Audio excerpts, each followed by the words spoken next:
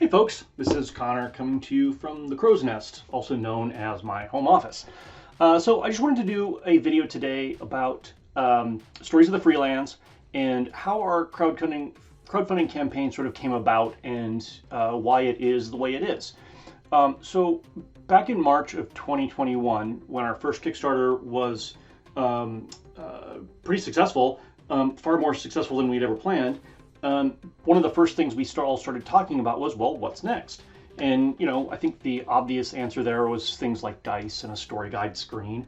And we immediately started working with Q Workshop on the dice. We had to wait on the story guide screen until our book was finished, until the core rule book was finished, because we didn't know exactly what information and tables we wanted to put in the story guide screen. So that had to be sort of put on pause. But the other thing that we got a lot of requests for both Indigenous folks and non-Indigenous folks, were what sort of stories can be told in Coyote and Crow. And so we decided to create a series of one-shot adventures that are written by Indigenous folks and paired up with 10 different illustrators. I thought that would give us a broad variety of types of stories. And so we started working on that roughly right after the core rulebook was finished. This was December of last year. And my plan was I wanted to get these out fast because I wanted them to launch right around the time that everybody was getting their core book. I thought, what a great way to get everybody rolling quickly. And the way the timeline was looking was that we would have the books shipping out in March, and we would have folks getting their books in the sort of April time period. And that's also when the books would go to retail, is April. So with that timeline, it gave us about 3 months to put these stories together.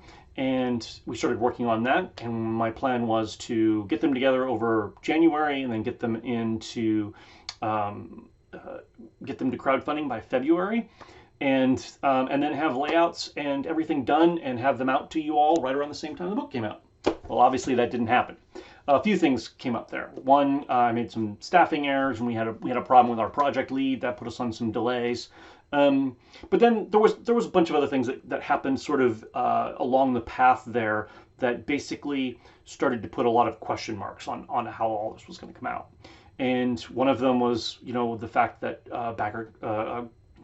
Kickstarter announced that they were going to be moving to blockchain technology on their back end. And I don't want to get into a debate on that here. That's not what this video is about. But we did decide that there were enough questions there and enough unknowns that I wanted to step away from Kickstarter and move toward something else. And for a while there, we talked with some other folks about some possibilities about where we might do crowdfunding. But then BackerKit announced that they were going to be doing a beta test for their own crowdfunding. And I really enjoyed working with BackerKit the first time around. Far more than Kickstarter. They were very communicative with me. They were very open. They were very hands-on. And I really appreciated the way they treated my campaign. So when we had this conversation, I was immediately on board with working with them. So that helped. But one of the things that came up during our conversations was the fact that BackerKit was concerned that I was only doing this as a PDF. Now, if you go back to my original goal, the goal was to have these ready right at the time that the core book released. My feeling was that it was better to get things to everyone quickly. And as far as why I wasn't planning on doing a print run at that stage, well, back during March, April, February, that era, or that timeline, printing costs and delays were unreal. And it wasn't just a little bit of cost shifting. There were a lot of unknown factors and folks not willing to give hard answers on things, or at least they were giving me ranges of things that were just too many question marks that made me not want to commit to a print run at that time. I wanted to wait for things to settle down a little bit. So we decided that making the print run a stretch goal was a better idea, and we wanted to get these stories out as quickly as possible. So BackerKit came along and said, well, we would really like to see something besides just a digital reward for testing our new beta crowdfunding platform. And I totally get that. Well, as it turns out, during this time period, we'd finished up the story guide screen, and we'd also finished up our new dice game, Nasi, that I worked with Daryl Andrews on. And both of those were coming over from our printer, our manufacturer. And it turns out that the timing was just coincidentally going to be great. So after some discussions with BackerKit, we decided to include both Nasi and the story guide screen, which were originally meant to just go straight into retail. We decided to include those in this kit, in this crowdfunding campaign, just as a way to get them a little early. And then I thought, well, if we're already including that physical stuff, how about including the custom dice and the core rulebook too? Now, those are already available in retail. As I said in the campaign, those are already available if you want them now. We do get, like personally, Coyote and Crow Games gets better margin, better profit if we're going through this route.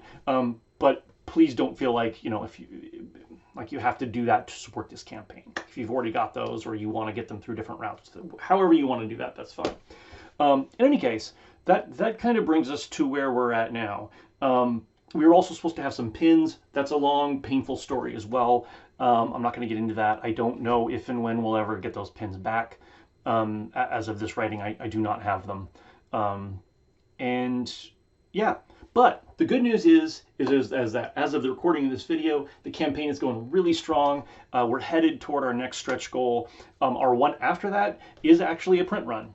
The print run will not be part of this campaign. It's just simply a stretch goal, and we'll go ahead and do the print run, and that will make those books available to hobby distribution, our Amazon store, our web store, and for general sale availability. But yeah, I've got a bunch of other stretch goals planned for this campaign, and I hope we get there. But if we don't, I'm so thankful already at the showing of support you've all shown to Coyote and Crow.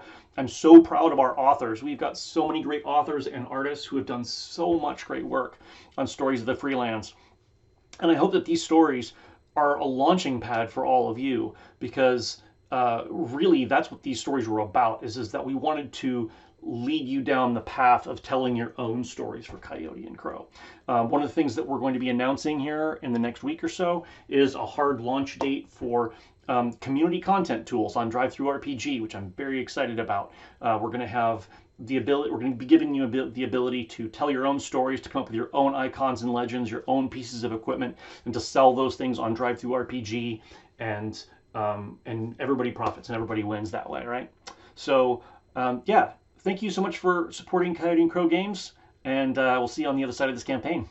Bye-bye.